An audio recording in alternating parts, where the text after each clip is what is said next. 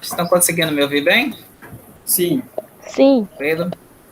Bom, e aí, vocês têm alguma dúvida referente ao intemperismo? Se quiser também falar sobre a parte de mineralogia, que é bem interligado, tá? Um tema com o outro. Um é muito dependente do outro. Se aí a gente já pode começar pelas dúvidas, se vocês tiverem. Se alguma coisa que vocês não entenderam, fiquem à vontade. Sobre o intemperismo, estou tranquilo. Eu já tinha visto a matéria passada, falou Aham. bastante sobre. Aí eu cheguei a ver a aula para não relembrar e tá tranquilo. Foi tranquilo? Uhum. E a mineralogia, tem alguma coisa ou não? Mineralogia eu ainda não terminei de ver a aula completa. Não. Mas alguém teria dúvida? Não. Não. Eu vou colocar aqui a transparência do intemperismo, só para a gente passar algumas questões. Se vocês tiverem alguma dúvida, por favor, falem. Beleza. Beleza? Vocês estão vendo minha tela? Sim. Sim. Bom, para não ficar muito repetitivo, tá, pessoal? Eu vou só passar alguns slides e chamar um pouco a atenção, né? Do que é interessante vocês entenderem, para vocês terem uma base para quando a gente for falar de manejo de solo, quando a gente for falar de formação de solos, beleza? A primeira questão é assim, o que seria o intemperismo? O que vocês entenderam de que é o que seria o intemperismo? Qual que seria a importância dele? Vocês podem falar.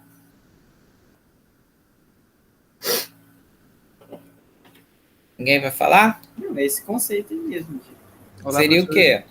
É um conjunto de processos naturais, né? Isso. Então, são vários processos naturais, não são processos artificiais, então não são aqueles gerados pelo homem, tá? Então, você tem o quê? Processos naturais que vão ocorrer, tá? E esses processos de ordem física, química e biológico que vão ser responsáveis pelas transformações, tá? Seja a transformação em termos de tamanho, que é a primeira fase do intemperismo, então você tem uma diminuição no tamanho, e quando você tem essa diminuição no tamanho, o que acontece? Você aumenta a área de contato. Então, quando você aumenta a área de contato, você aumenta ainda mais as reações.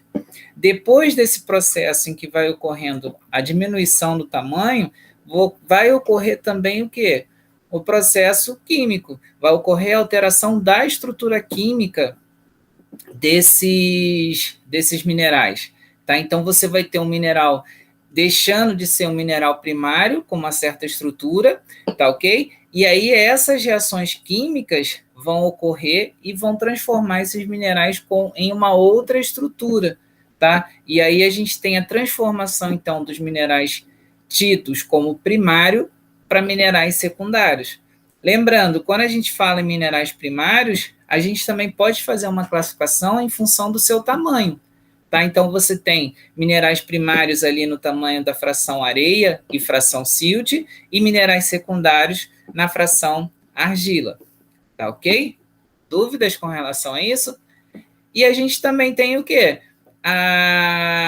Esses processos ocorrendo de natureza biológica. Tá? Então, são os organismos vivos que vão fazer com que ocorra essas transformações. Tá? Que vai desde um atrito de um animal, né, de um inseto que vive ali na parte da subsuperfície, seja o sistema radicular, né, passando ali um atrito, até a exudação de ácidos orgânicos pelo sistema radicular das plantas, fazendo com que ocorra transformações químicas. Tá? Então, você vai ter uma acidificação do meio, o que vai acelerar esse intemperismo. Dúvidas até aí, galera? Não, tá tranquilo. Pode Tranquilo. passar? Então, aqui a gente tem uma das etapas, né, na formação do solo, Aqui a gente tem uma situação hipotética, né? Então a gente tem aqui um ano zero, onde só tem a rocha solidificada, e aí você tem o quê? A partir do momento que vai ocorrendo o intemperismo, você vai começando a ter transformação. Aquele material que era consolidado, ele passa a ficar inconsolidado. E aí a gente tem a formação das primeiras camadas, tá? Nesse caso aqui foi formado uma camada C. E aí, com o passar dos anos, começa a ter começa a proporcionar a disponibilidade de nutriente. Então, aquele nutriente que não estava disponível aqui na forma de rocha, material consolidado, ele passa a ficar disponível aqui na forma de uma camada C, tá ok? Ele começa a ficar disponível esse nutriente. Quando você tem esse nutriente disponível, você começa a ter a possibilidade de começar a ter organismo se desenvolvendo, desde musgos até plantas mais rasteiras. E aí esse material ele começa a trazer, além dos nutrientes presentes nessa rocha, você passa a ter adição de matéria orgânica nesse meio. E aí você passa a ter o quê? A formação de um horizonte A, ou uma camada A. E aí vocês notem que isso vai aumentando ainda mais a disponibilização de nutrientes. E aí as plantas vão crescendo, vão trazendo mais matéria orgânica, vai proporcionando maiores ações do intemperismo, né, que o intemperismo biológico atuando, até chegar a um ponto que você tem um solo todo completamente estruturado, proporcionando o quê? O desenvolvimento de espécies vegetais maiores, com porte maior. Tá ok? Notem que para chegar a esse ponto em que nós estamos aqui, requer um bom tempo. Tá ok? Requer aqui aproximadamente 100 mil anos para que ocorra isso. É óbvio que isso é uma situação hipotética, tá, pessoal? E aí vocês veem que vai ocorrendo o intemperismo, e o intemperismo que vai ser o quê? Responsável por essa formação. Tranquilo? Só que o que vocês têm que entender é que o intemperismo é o conjunto de reações. Quando a gente for falar de formação do solo, muitos de vocês vão colocar o intemperismo como se fosse um fator formador de solo, tá? E, no entanto, ele é apenas o quê? O conjunto de reações, tá? É estranho a gente falar apenas, né? Porque é um processo muito importante, tá? Mas o intemperismo ele não é um fator de formação do solo, tá ok? O intemperismo são aquelas reações que vão ocorrer em função dos fatores de formação do solo.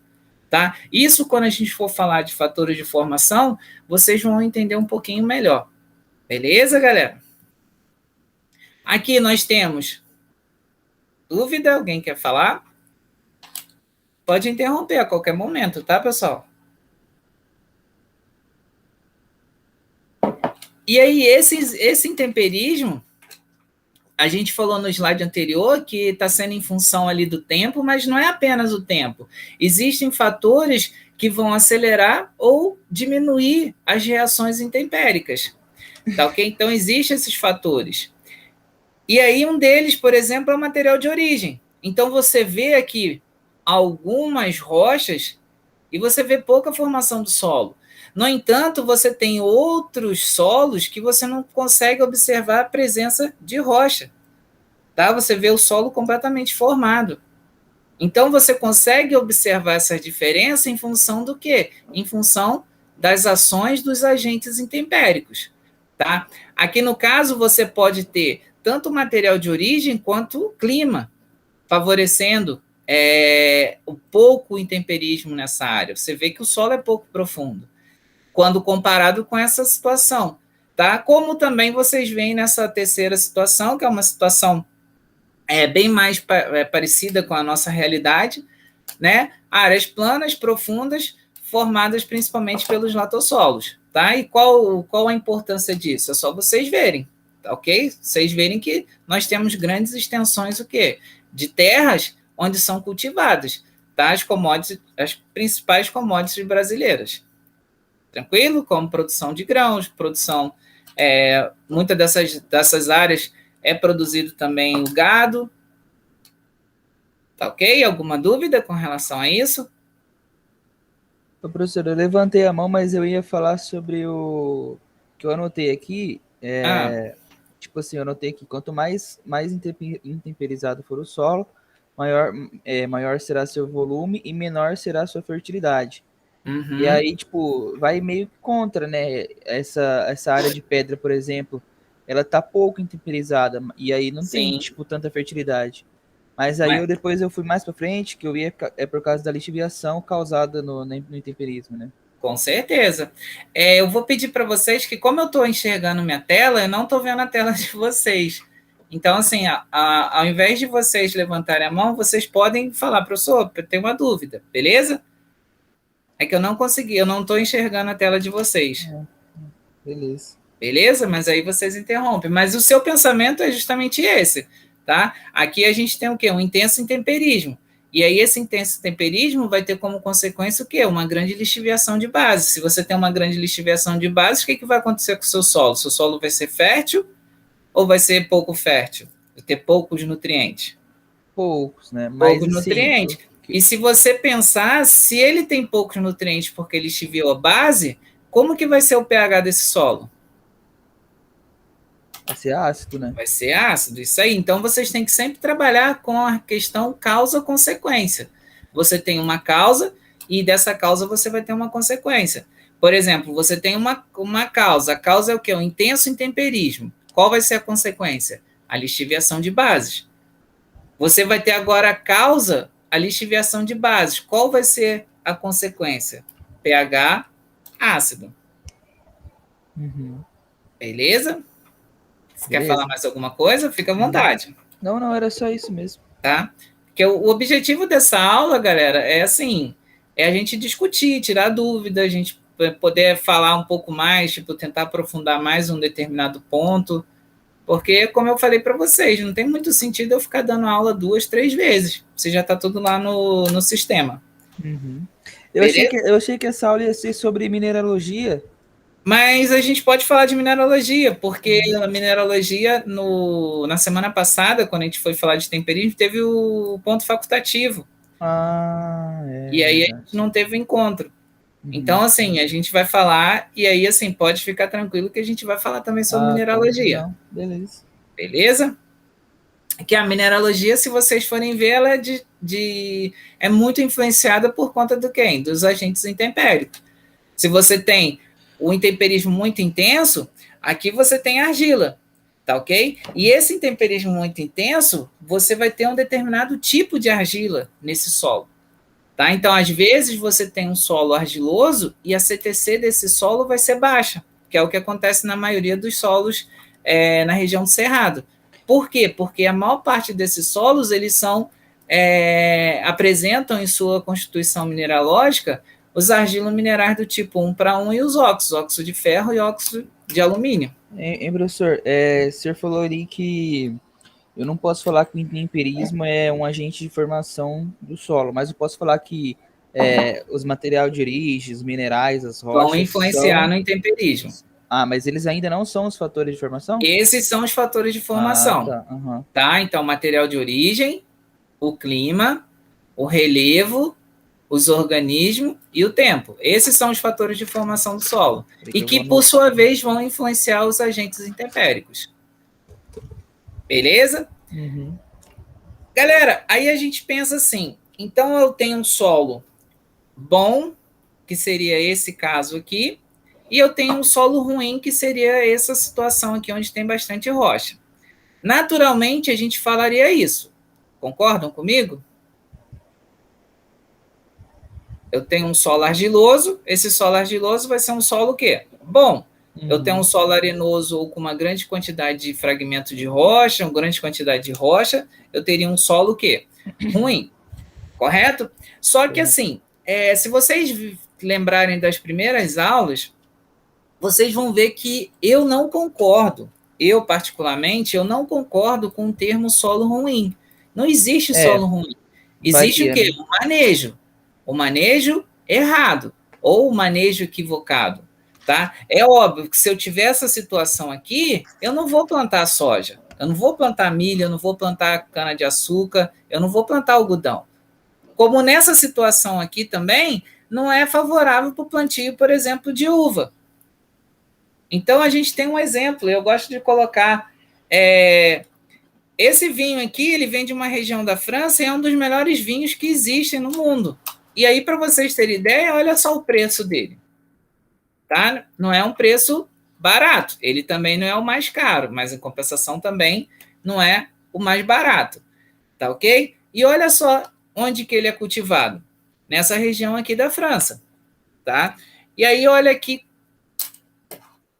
o solo que ele é cultivado. Vocês estão observando a argila aqui? Pouco intemperizado, né? Pouco intemperizado. Então, isso favorece o quê? Favorece a esse tipo de uva.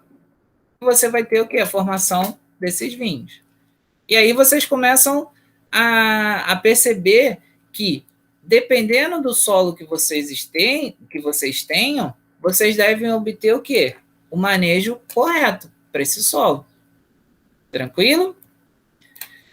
A gente já falou, né? Primeiro ocorre a fragmentação do substrato rochoso, depois vai ocorrendo o quê? A transformação. Tá? E essas transformações elas vão se dar em função do quê? Em função das perdas de base, redução da sílica, enriquecimento relativo de ferro, oxidado e alumínio.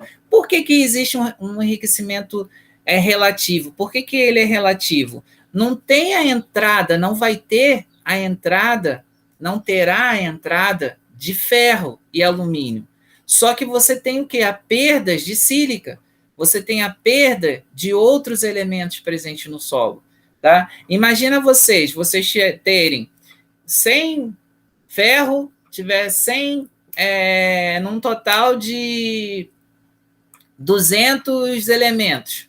Né? Você tem 100 de ferro e você tem mais 100 de silício. Então, você tem a proporção o quê? 1 para 1. Correto? Você tem 1 de ferro para 1 de silício. Quando você vai perdendo o silício, que ele é mais solúvel do que o ferro, vamos supor que você passa a ter 20 de silício e continua com 100 de ferro. Olha só como já reduziu essa proporção. Então, você tem o quê? Um enriquecimento, você tem um aumento relativo do ferro. Não sei se vocês entenderam. Isso aí seria o processo de transformação da caulinita na gibsita, por exemplo? Por exemplo, ou o processo de transformação vamos botar aí, da montimorilonita ou da vermiculita num óxido de ferro, nesse processo de transformação. Beleza? E esse processo de transformação ele vai se dar em função de quê? Em função dos agentes intempéricos. Quanto maior for a força do agente intempérico, maior vai ser o quê? A formação lá dos óxidos de ferro e óxido de alumínio. De um mineral 1 para 1, eu posso transformar ele... Eu não, né? O intemperismo. Pode transformá-lo tanto num óxido de ferro quanto num óxido de alumínio?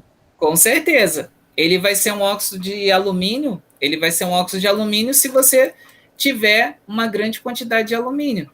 Mas a formação desses minerais. Do material de origem. Entendi, perfeito. Né? É do material de origem. Que se você, pelo que eu percebi, você assistiu a aula de mineralogia. Então, você viu que lá existe o quê? Existe a substituição isomórfica. Essa substituição isomórfica pode sair um silício e entrar um ferro. Correto? Pode entrar alumínio. Pode ocorrer essa substituição. E aí você tem o quê? Se você está numa região que tem uma grande quantidade de ferro, a chance de você ter a formação de um óxido de ferro lá no processo final de intemperismo, tá? Final no sentido de formação do mineral, porque o processo de intemperismo ele vai ocorrendo, ele não cessa. Tá? Então, a gente tem um solo, por exemplo, um latossolo vermelho, distroférrico. Se você tem na sua constituição uma grande quantidade de óxido de ferro, não significa que o processo de intemperismo acabou, ele continua. Tá? É um processo contínuo. Sim. Então, o que eu anotei aqui da substituição isomórfica foi isso acontece com minerais do tipo 2 para 1. 2 para 1, na formação do mineral. Quando eles perdem cargas positivas e passam a ter cargas negativas. Cargas negativas, isso mesmo. Quando tem essa substituição. Beleza? Só que isso vai ocorrer o quê? Quando você vai formar o mineral do tipo 2 para 1. Você tem o processo de temperização, e aí você tem o quê? Essa transformação de minerais primários em minerais secundários. Os 2:1 é um mineral secundário, é uma argila. Tá, ok? Então, quando vai formar essa argila, você tem o quê? Essa é a substituição de um elemento por outro, com uma valência diferente. Por isso que dá esse excesso de cargas negativas. Professor, falando nisso aí, tem uma tabelinha lá que tem a classe, daí tem a composição mineralógica, o diâmetro e área superficial específica. Aí o senhor na aula lá fez uma comparação lá da área superficial específica com a CTC, eu acho, alguma coisa assim que eu não entendi muito bem. Você tem aí? Tenho. Tabela? Deixa eu pegar aqui. Esse é os minerais, né? Acho que é. Deixa eu botar no PowerPoint, fica mais fácil. Vocês estão vendo como rende bem mais? É um processo que depende bastante de vocês. Vamos lá. Estão conseguindo ver a tela? Tô conseguindo. Vamos lá, a gente tem uma... Essa aqui. Acho que essa? É. Sim, pode continuar. E o que você então, teria... eu até copiei essa tabela. Eu não entendi muito bem o que influencia na CTC aí. Na CTC.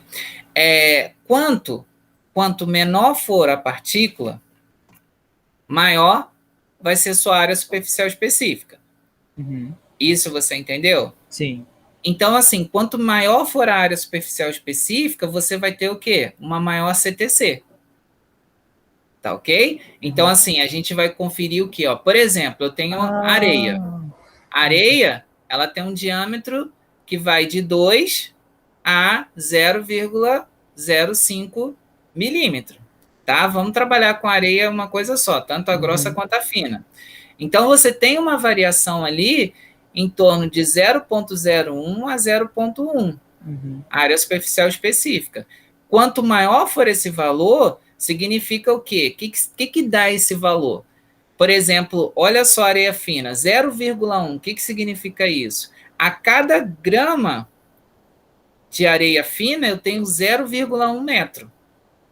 A cada grama de silt, eu tenho 1 metro quadrado. Beleza? E argila, cada 1 grama de argila, eu vou ter o quê? De 5 a 800 metros quadrados. Aí você começa a perceber, nossa, a argila tem uma variação muito grande, não tem? De 5 a 800. O que faz essa diferenciação? Aqui, a diferenciação de areia, silt e argila, ela é dada em função do quê? Em função do seu tamanho. E a argila? A argila não são todos os minerais com tamanho menor que 0,002 milímetro? Então, aqui não é o tamanho, e sim o quê? O tipo de argila. Tá? Se você tiver uma caulinita, por exemplo, você vai ter uma área superficial específica entre 5 e 20. O que significa isso? 1 grama de caulinita, você tem o quê? Você tem 5 a 20 metros quadrados. Quando você tem uma vermiculita, que é um argilo mineral do tipo 2:1, isso já vai subir para 300 ou 500. Se for uma monte-morilonita, que é um tipo de esmectita, você vai ter você já vai subir para 700 e 800. E aí, quanto maior a área superficial específica, mais elementos químicos eu vou ter para fazer... Maior vai ser a CTC. Entendi. Maior vai ser a quantidade de cargas que vai ter para reter os nutrientes. Essa variação aí, tipo, de 5 a 20, é só a capacidade de expansão, né? Nesse caso aqui, da caulinita, ela não apresenta essa capacidade de expansão. Quem vai apresentar vão ser essas aqui, ó. Aí é questão estrutural, tá? A estrutura química desses minerais.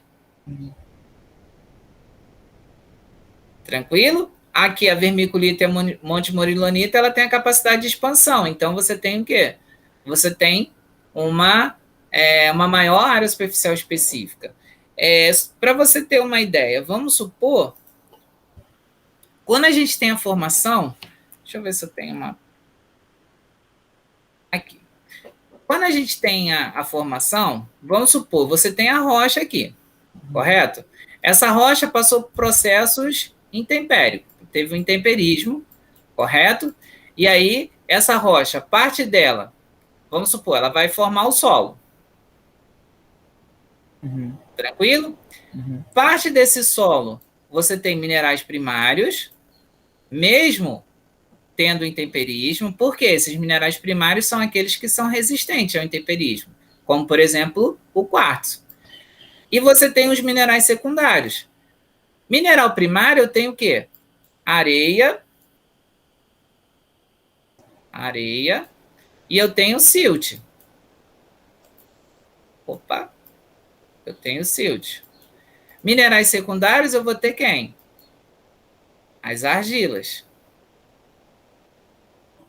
Tranquilo? E aí, dessas argilas, eu vou ter o quê? Eu vou ter os argilos minerais do tipo 2:1. Então, você tem um tetraedro de silício, um octaedro de alumínio e um outro tetraedro de silício. Correto? Você tem os minerais do tipo 1:1. Que mineral é esse? Eu tenho um tetraedro de silício e um octaedro de alumínio. Mineral primário. É isso? Isso aqui é mineral secundário, são todos argilas. Tá. Ok? Então, deixa eu puxar até uma setinha para cá. Ó. Isso aqui é uma argila, isso aqui é uma argila. E você tem os argilos minerais, que são os óxidos, que não apresentam o tetraedro de silício. Beleza? Se você pensar em temperismo, você tem uma evolução. Por quê? Você tem um argilo mineral do tipo 2:1. Esse argilo mineral, se ele sofrer processo de temperização, ele vai ter perda de quem? De silício. Então, ele vai perder o tetraedro de silício. Então, ele deixa de ser o mineral do tipo 2:1 e passa a ser um mineral do tipo 1:1. Se esse processo de intemperismo continuar de forma intensa, ele vai perder o outro tetraedro de silício. Então, você tem a perda aqui do silício. E aí você passa a ter o quê? Os óxidos.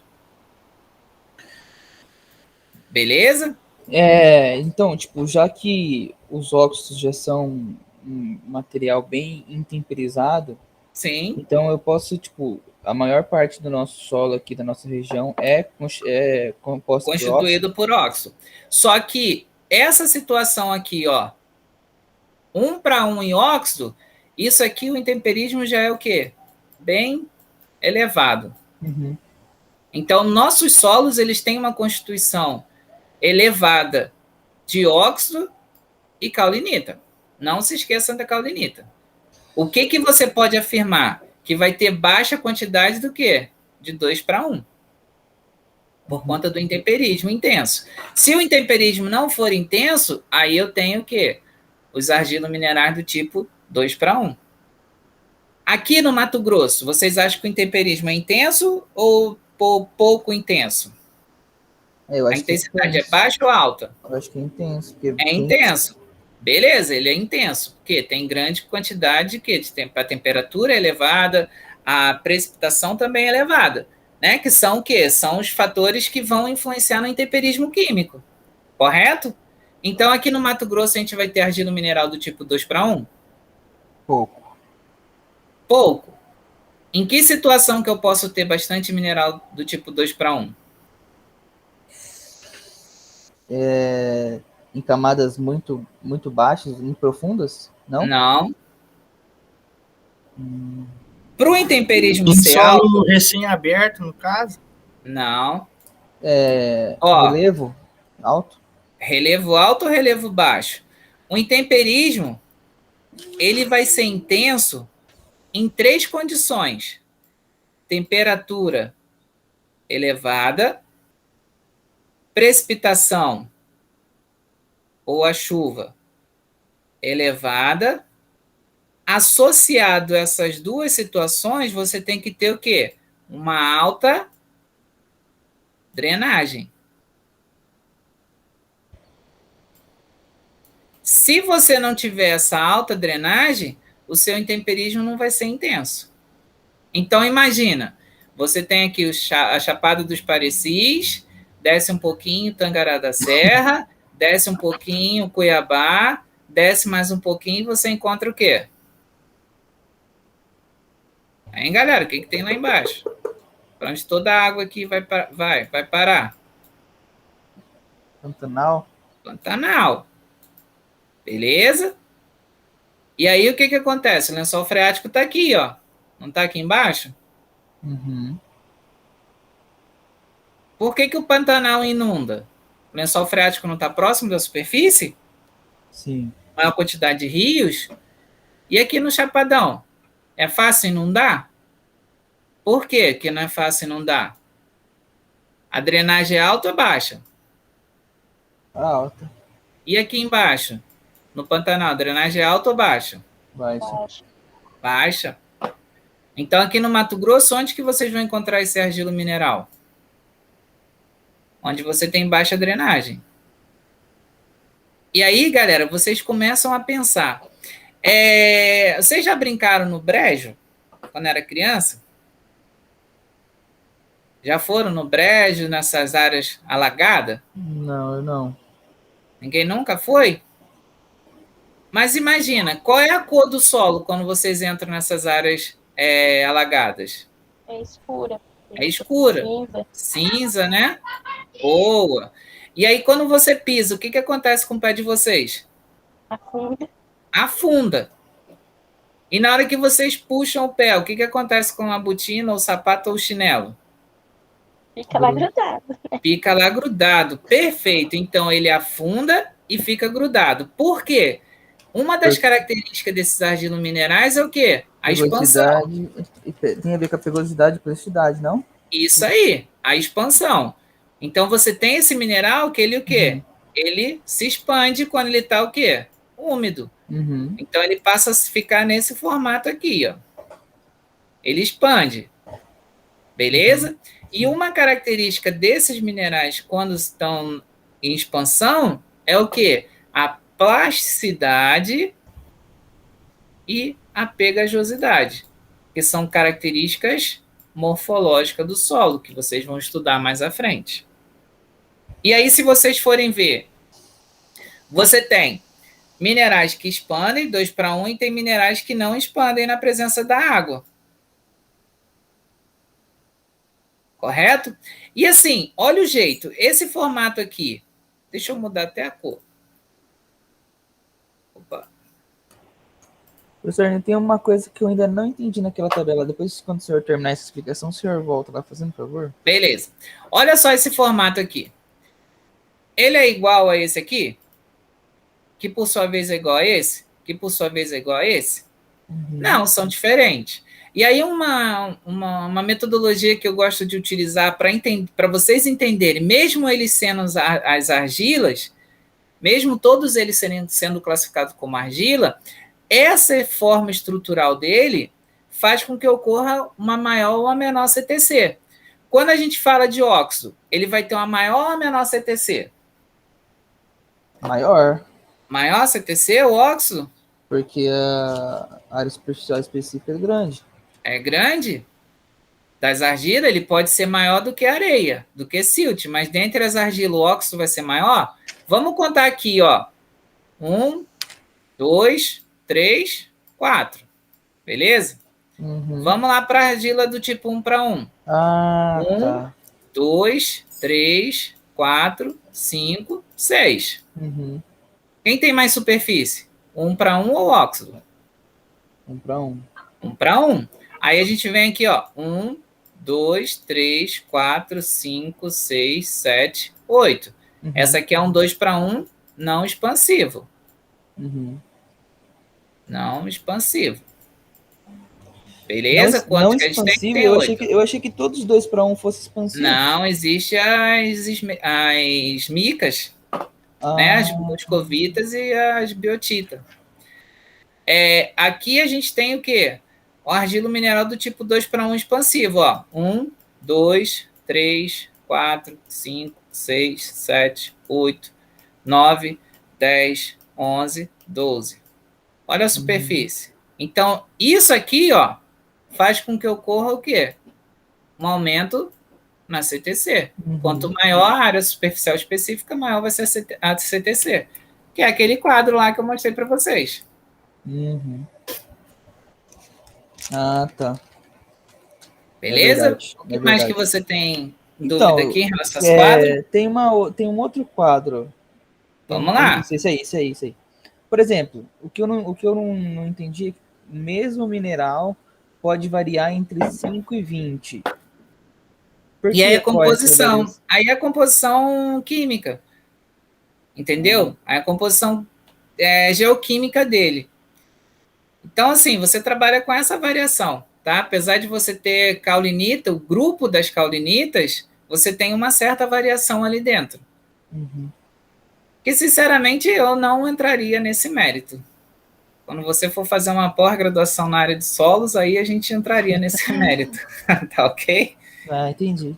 Mas vai nesse caminho, que é isso que a gente tem que ter, bastante curiosidade e procurar entender isso com os professores, tá? Quando tiver uma informação que a gente acha que é um pouco, assim, vocês estão querendo antecipar demais, a gente vai dar essa freada em vocês. Por quê? Vocês têm que ainda aprender um básico para depois vocês irem aprimorando. Beleza? Não me leve a mal por não te falar mais sobre essa variação. Tranquilo. É interessante você entender essa variação aqui, ó. Essa variação é essa e essa. Uhum. Isso é importante. Por que teve essa variação aqui? Em função de quem? Do tamanho. Tá vendo o diâmetro aqui? Uhum. Areia, silt, argila. Aí você depois, o próximo passo é vocês entenderem o quê? Essa variação aqui, todos esses materiais aqui, eles pertencem a que grupo? Aos argilominerais. E aí, por que a gente tem essa variação aqui dentre os argilominerais? Em função do quê? Em função da sua constituição geoquímica. E aí eu mostrei para vocês lá, vocês têm os expansivos. Quem são os expansivos? As vermiculita e as montemorillonita. Vocês têm os não expansivos. Quem são os não expansivos? As micas. Só as micas? Só as micas. Aí dentro do grupo das micas, vocês têm lá as ilitas, e aí vocês têm dentro desse grupo, vocês têm as muscovitas e as biotita. Tá? Você tem os argilo mineral do tipo 1:1, que são as caulinitas, e você tem o grupo dos óxido, que ainda é menor do que... Aí óxido pode ser só de ferro ou de alumínio, né? Ou de alumínio, isso aí. Deixa eu ver se tem mais aqui tem na uma frente. outra coisa que eu anotei aqui e eu não terminei de anotar. Eu acho que eu me perdi na hora da aula lá e não anotei. Sabe-se que a matéria orgânica fornece cargas negativas para o solo. Explique por quê. Isso. Por quê? Por que você acha? Deixa eu ver aqui se eu tenho alguma coisa da matéria orgânica. Por causa da CTC, ela vai diminuir o pH, vai fornecendo cargas negativas. Não. Você tem aqui, ó, essa matéria orgânica, ela tem o quê? Grupamentos funcionais, como os carboxílicos, os alcoólicos, o fenólico, grupo amídicos. Então, você tem o quê? Você tem grupamentos funcionais, que podem estar protonado ou deprotonado. Se você observar a estrutura da matéria orgânica, você tem muitos grupamentos. Em função desses grupamentos é que a matéria orgânica, ao ser adicionada no solo, ela vai gerar essa quantidade de cargas. Beleza? Igual aqui, ó. Você tem a formação dessas cargas. Você pode estar com cargas positivas ou cargas negativas. Se o pH do solo estiver acima do ponto de carga zero do mineral ou da matéria orgânica, ele vai estar o quê? Negativo. Se o pH do solo estiver abaixo do ponto de carga zero do mineral ou da matéria orgânica, ele vai ter cargas o quê? Positivas. Só que o que acontece? O PCZ da matéria orgânica é ali próximo a 4. Então, se vocês imaginarem um solo ácido vai ter um pH lá de 5, por exemplo. Esse pH de 5 do solo, ele está o quê? Acima do ponto de carga zero da matéria orgânica. Então, essa matéria orgânica vai fornecer cargas o quê? Para o solo? Negativas. Negativa. Então, por isso que a matéria orgânica sempre fornece cargas negativas para as nossas condições. Tá ok? Para que a matéria orgânica esteja com carga positiva, ela vai ter que estar num solo com pH abaixo de 4. E, naturalmente, a gente não encontra essa situação. Tá? Normalmente, a gente não encontra essa situação. Uhum. Beleza? Beleza. Há mais alguma dúvida? Aqui, ó, lembra que eu falei para vocês da mica? Ó, a mica é essa aqui, ó. Um tetraedro de silício, um octaedro de alumínio e outro tetraedro de silício. Qual é a diferença? É que a mica, ela apresenta na sua estrutura, tá? A biotita e a esmectita, essas bolinhas vermelhas aqui, ó. Sabe o que representa essas bolinhas vermelhas? Potássio. O potássio é um íon não hidratável. Tranquilos? E a moscovita ali? Então, a moscovita também apresenta as bolinhas, ó. Ela é um subgrupo das micas? Ela é um biotita e moscovita. Biotita e a moscovita. Uhum. E aí, tipo assim, já que as micas são as únicas 2:1 que não são expansivas, as outras que são expansivas têm o que no lugar do potássio? Tem cálcio, Ah, tá. magnésio, Cálcio, magnésio e sódio. Achei aqui. Isso aí. Tá. Nossa, ainda bem que você me falou isso aí, professor. Eu achava que todos 2:1 era expansivo. Não, existem as micas. Beleza. Pidos? E assim, galera, essas propriedades físicas, ou melhor, essas características dos minerais é que vão tornar o quê? Todas essas propriedades físicas, que é o que eu coloco lá no início. Primeiro slide. Eu gosto de mostrar para vocês, eu mostro para vocês e depois eu venho destrinchando. Por que esse solo aqui é amarelo? Por que esse solo aqui tem rachadura? Por que esse solo apresenta esse jeito aqui? Olha só, essa cobrinha aqui sendo feita com argila. Isso aqui é uma propriedade física que a gente observa, uma propriedade morfológica. Tá ok? Conhecida como o quê? Alguém chuta? Pegajosidade? Não, aqui seria plasticidade. Plasticidade, pegajosidade é uma característica tá morfológica. Mão, Isso. Só que qual é o nome dessa característica morfológica? Não é plasticidade e pegajosidade, é o quê? Consistência. Consistência. Porque a consistência ela é avaliada seca, úmido e molhado. A consistência do solo molhado, a gente tem essa propriedade de plasticidade e pegajosidade. Olha isso aqui, ó. Isso aqui é um ímã. E você tem um solo aqui aderindo a esse ímã. Se esse solo adere a esse ímã, o que significa? Ele tem grande quantidade de quê? Ferro? De ferro, tá ok? É qualquer óxido de ferro? Não. É um mineral conhecido como magnetita. Uhum. Então, essas propriedades aqui, elas são influenciadas por quem? São influenciadas pelos minerais. Tá? Que, por sua vez, esses minerais eles são influenciados por quem? Pelos agentes intempéricos. Professor, quais são os minerais 2:1 que são expansivos? Esmectita e vermiculita. A montimorilonita é um tipo de esmectita. Ah, tá.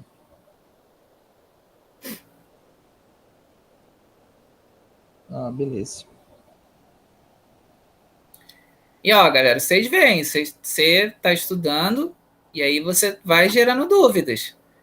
E aí, assim, o objetivo nosso aqui é justamente isso, a gente ter essa discussão e tirar essas dúvidas. Olha só como rendeu. A gente começou em temperismo, chegou em mineralogia.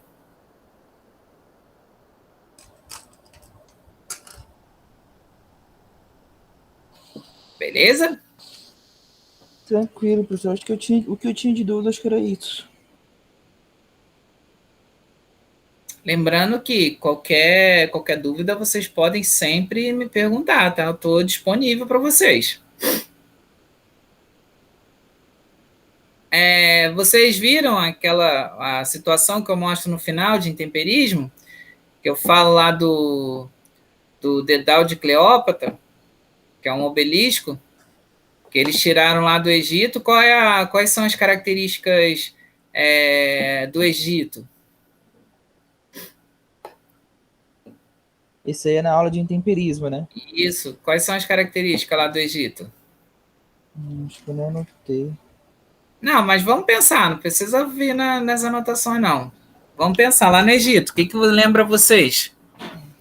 Lembra um deserto? Lembra um deserto. Esse areia, né? Mineral. Areia, quartzo. isso. Mas aí, assim, como é que são as condições climáticas de lá? Calor. Sol. Calor, muito sol. Eu acho que não chove muito, chove? Não Não, chove, né? Porque pouco. a chuva influencia em temperismo, então não Então, chove. o intemperismo lá vai ser intenso ou vai ser baixo? Baixo. Vai ser baixo. Então, você tem lá aqueles monumentos que estão o quê? Há séculos naquele lugar. Verdade. Correto? E aí, o que acontece muitas das vezes? Vão lá nesse ambiente e trazem para o ambiente o quê? Úmido. Quando você está no ambiente úmido, aquele objeto é uma rocha, não é? Essa rocha vai sofrer intemperismo?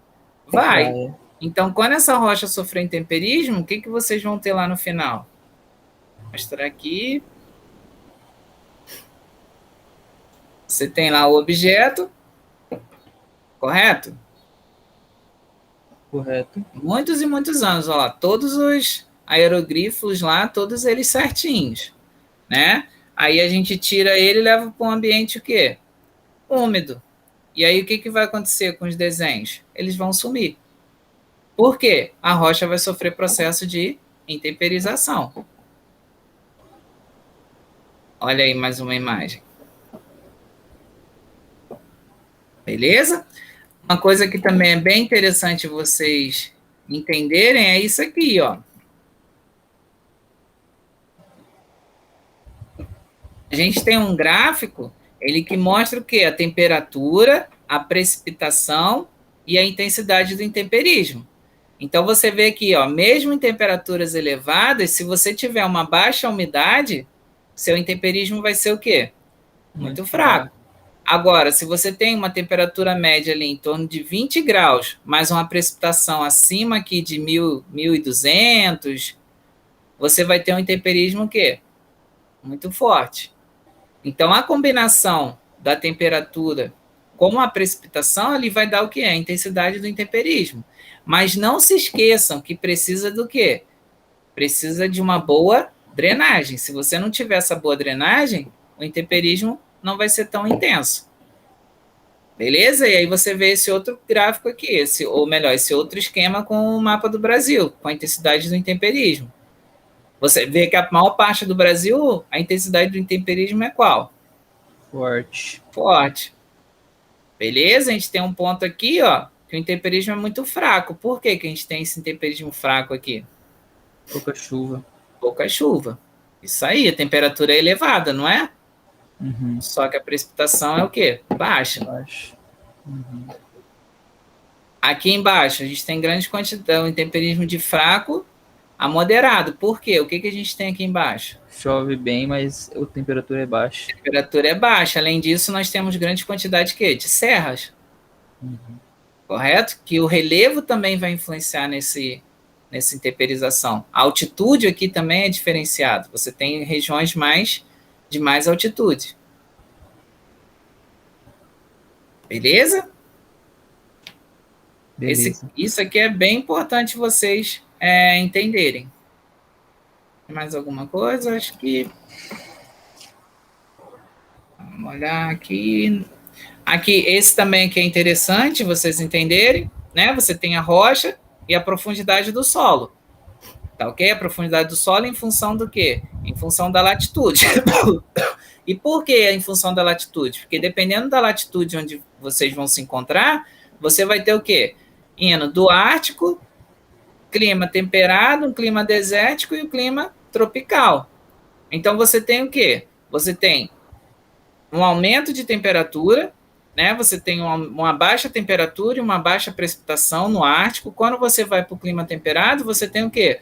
Um aumento na precipitação, correto? E um aumento na temperatura. E além disso, associado, você tem o quê? Um maior desenvolvimento da vegetação. Tudo isso vai influenciar no quê? No intenso intemperismo. E aí você tem o quê? Uma profundidade do solo já maior. Beleza? Aí você vai para o clima desértico. O que acontece? A temperatura continua aumentando, só que a precipitação o quê? Diminui. Como a precipitação diminui, você também tem uma diminuição no quê? Na vegetação.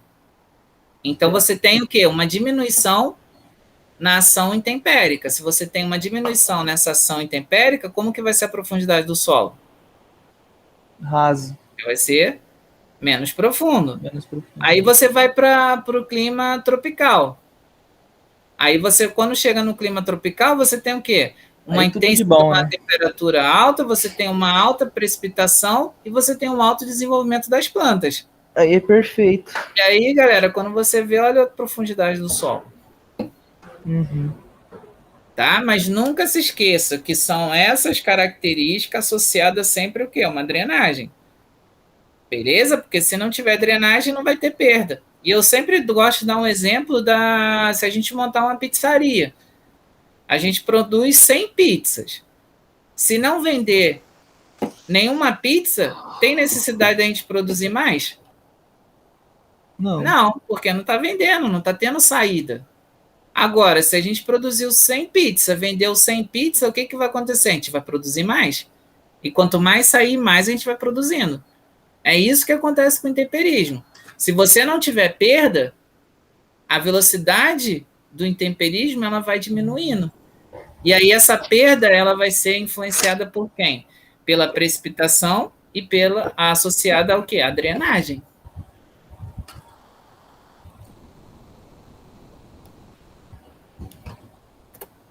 Professor, o que é o PCZ mesmo? Que eu esqueci o nome da sigla.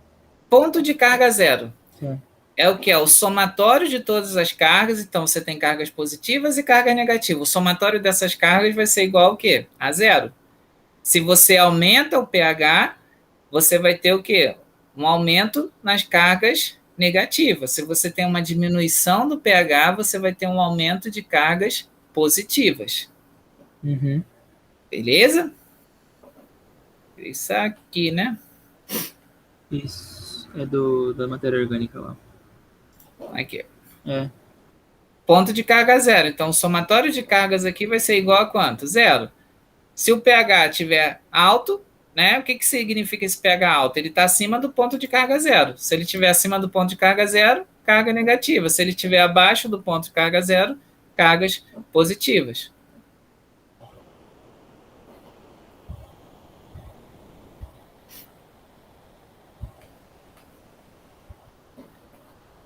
Mais alguma dúvida? Uma questão que eu gosto muito de cobrar em prova. Explique por que a matéria orgânica é de extrema importância, principalmente para os solos do cerrado. Alguém pode me ajudar?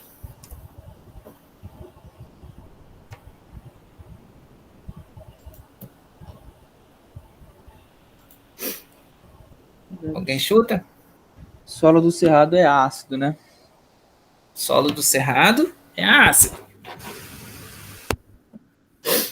Vamos lá, o solo do cerrado é o quê? Ácido. Deixa eu fazer aqui uma coisa diferente. Se o solo tiver muito ácido, ele não vai conseguir fornecer nutrientes para a planta. E aí a gente não vai ter uma boa produtividade. Então a gente tem que abaixar o pH do solo para poder fornecer nutrientes para a planta. E aí a matéria orgânica entra nesse Vamos lá. Fazendo essa atividade. Solo do cerrado. Beleza? Primeira coisa que a gente deve pensar. Quais são as características dele?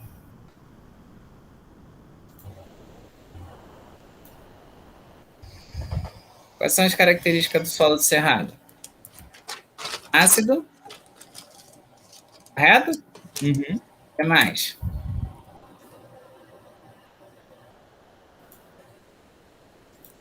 Altamente temperizado. Profundo.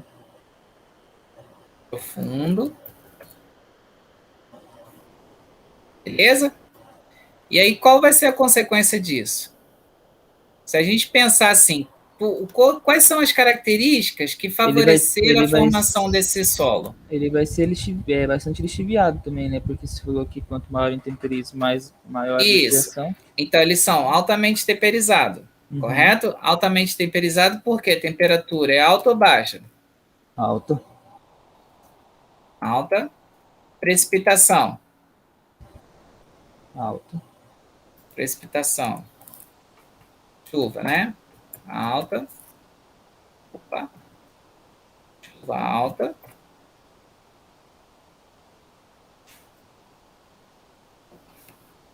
E a drenagem, por conta dele ser profundo, vai ser alta ou baixa?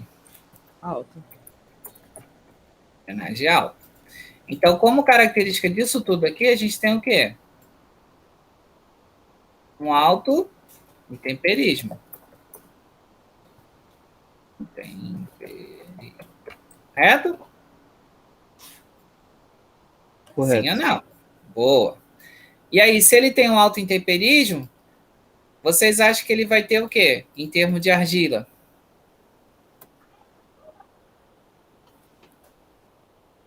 Qual o tipo de argila? Bastante óxido, né? Bastante o quê? Óxido. Óxido e... 1 para 1. 1 para 1? 1 para 1. Beleza? E são argilas minerais o quê? Vai ter alta CTC? Não. Vai ser o quê? Mais baixa. Baixa CTC. Baixa. Então, a gente tem aqui como característica uma CTC baixa. Beleza?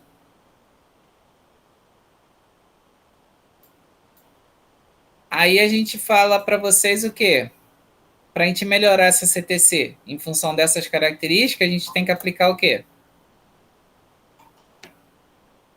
Matéria orgânica. Matéria orgânica.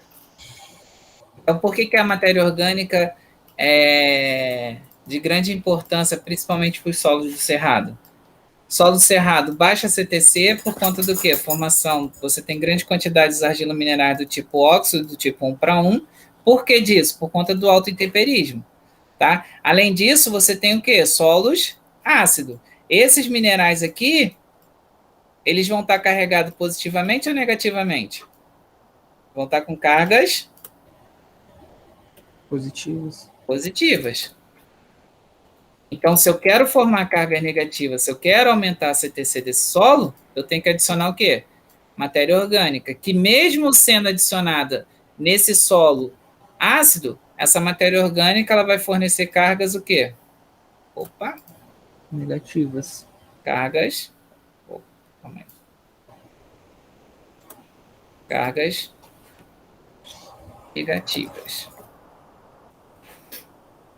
Quando eu fiz a pergunta para vocês, vocês acharam a pergunta difícil ou fácil? Pode falar. Quando eu fiz a pergunta, sejam sinceros. Eu dei uma bugada na minha cabeça. E agora, Ô, professor, mas e agora assim, vocês acham fácil ou difícil para responder essa pergunta? É fácil, né? Porque é só levar em consideração o intemperismo daqui. Se você... Isso aí, causa consequência. Causa e consequência. ô, professor, mas o que a matéria orgânica vai fazer que ela vai fornecer essa carga negativa? Alguém pode explicar para ele? Se dá por conta da ponto de carga ponto de carga zero, né? A gente discutiu agora há pouco, não discutimos?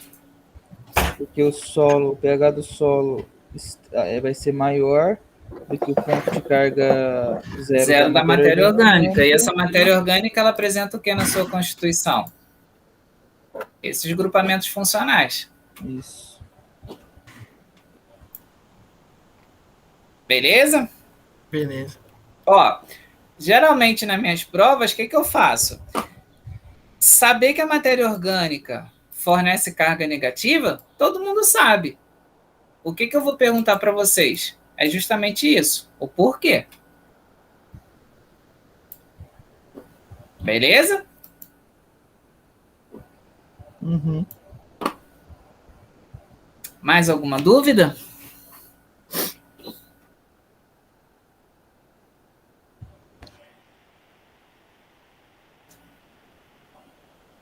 Posso então parar aqui a gravação? Interromper a gravação.